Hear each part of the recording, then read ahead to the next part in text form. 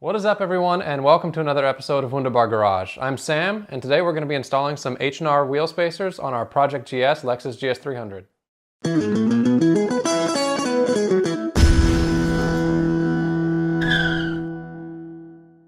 Alright, so what comes in the box of these spacers is pretty self-explanatory. You get a sheet of technical information, you get the spacers themselves, and in the case of these, which are 25mm spacers, you get some nuts to attach these to the hub of the car, and then the wheel, you use your lug nuts to attach them to your spacers.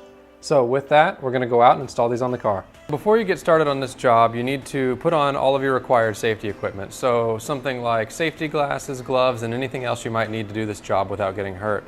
So to start putting on the wheel spacers, the first thing you have to do is jack up the car.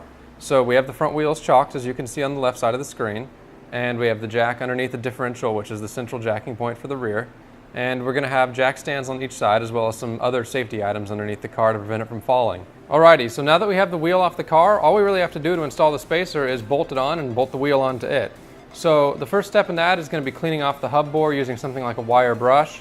Then we're going to install the wheel spacer, install the nuts that came with the wheel spacer to secure it to the hub, and torque those to the factory specification as it says in the little pamphlet, and then put the wheel onto the spacer and torque that to factory specification as well.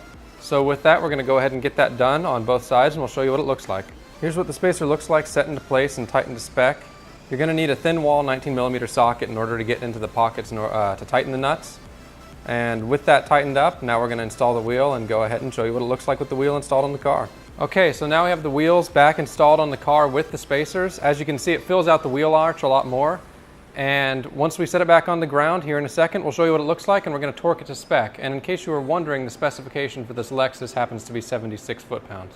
We have the car set back down on the ground now, and as you can see, the rear wheels more closely match the front in terms of fitment to the fender well. They no longer are very sunken in and have that hovercraft type look. So with that, I want to thank you for watching, and I hope to see you in the next video.